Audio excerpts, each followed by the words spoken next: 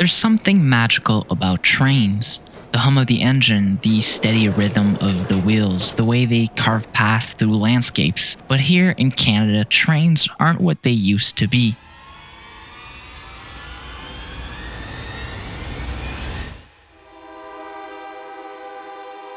You see, for decades they built this country, connecting people and places in a way that were unimaginable. Today though, Canadian rail feels like a relic, a forgotten promise of what could have been. But how did this happen? And is there a future for rail in this country? To find out, I'm taking a journey through history, across the rails of today, and into what the future might hold for Canadian trains. I'll also be taking my own little trip using Via Rail, and I'll have a few comments later in this video. If you enjoyed this video, make sure you like and subscribe, and let's get right into it.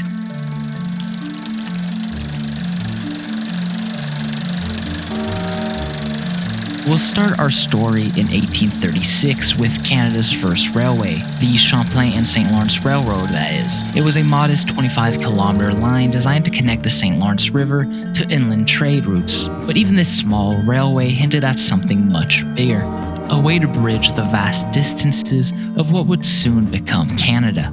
Back then, as well as today, Canada's geography and climate is its biggest challenge. Mountains, forests, and unrelenting winters made travel slow and dangerous. Rail, though, promised to change all of that, to bring speed, efficiency, and connection to an isolated land.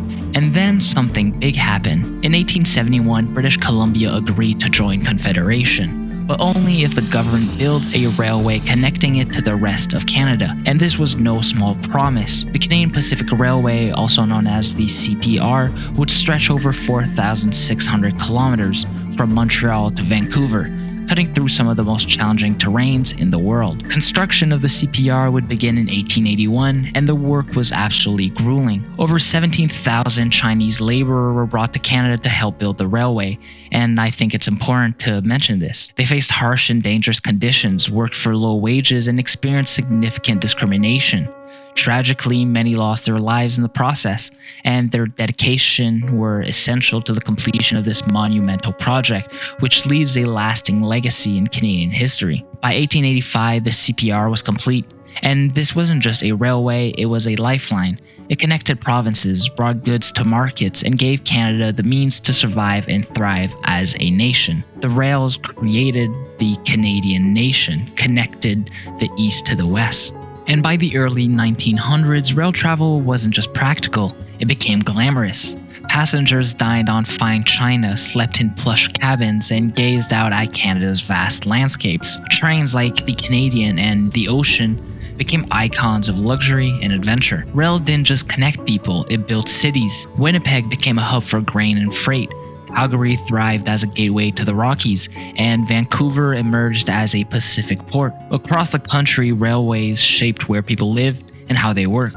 And this is evident as by 1920, Canada had over 65,000 kilometers of rail, the third largest network in the world. But no golden age lasts forever.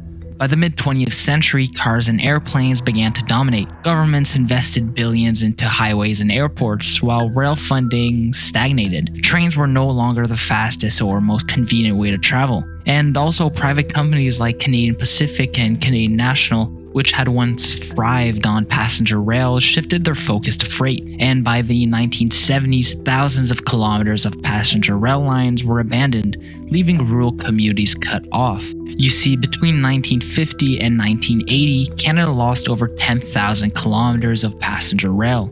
At one point, though, the government had enough, and in 1978, the federal government stepped in to save passenger rail by creating Via Rail. The goal was to preserve what was left of the network while making it more efficient, but from the start, Via faced challenges. You see, Via doesn't own most of the track it operates on.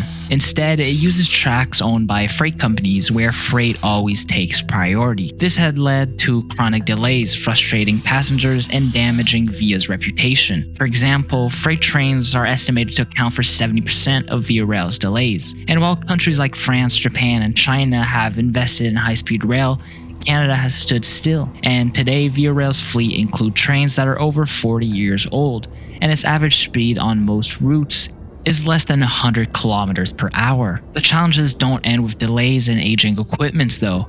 Safety concerns and underfunded infrastructure have eroded public confidence in Via Rail. To see the state of Canadian rail for myself, I've decided to take a trip from Montreal to Ottawa, one of Via Rail's busiest routes. This journey will help answer an important question. Is rail still a viable option for Canadians today? And to be honest, my journey with Via Rail was a comfortable and pleasant experience.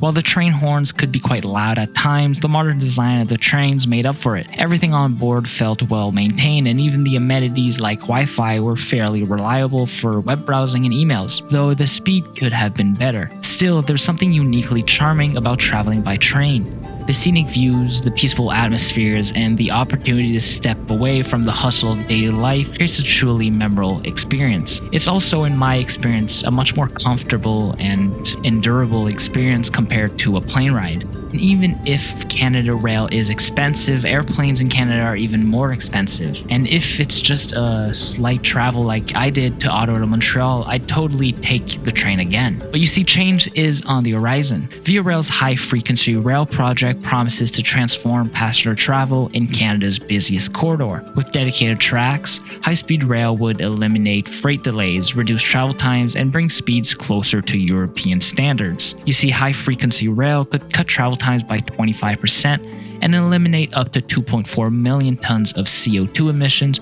over 30 years. Via Rail's new Siemens fleets is another step forward. These trains are faster, more efficient, and equipped with hybrid technology, making them ready for electrification in the future. In addition to high-frequency rail, electrification could revolutionize Canadian rail. Electric trains are faster, quieter, and far more sustainable than their diesel counterparts. There's also hydrogen-powered trains, which emit only water vapor, which could also play a key role in Canada's transition to greener transportation. Canada's railway built this country. They connected people, powered cities, and fueled the economy. But today, railroads stand at a crossroads in Canada. The challenges are immense, but so is the potential. With bold investment, visionary planning, and the will to change, rail, I'm sure, can once again become an important piece of Canadian transportation. What do you think? Can Canadian rail rise again? If you think so, let me know why in the comments. And if you have any arguments against it, please let me know in the comments too. If you enjoyed this video, don't forget to like, subscribe, share. And also, depending on when this video comes out, I've just hit 2,000 subscribers, and I just wanted to say thank you to all of you. I haven't been uploading as consistently as I would want to, but 2025 is going to be different, and I'll try and post at the best content possible. Let's try reaching 10,000 subscribers by the end of the year. I know that sounds crazy, but anything is possible. With your help, I know we can do it. Make sure you like, comment, subscribe, and I'll see you on the next one.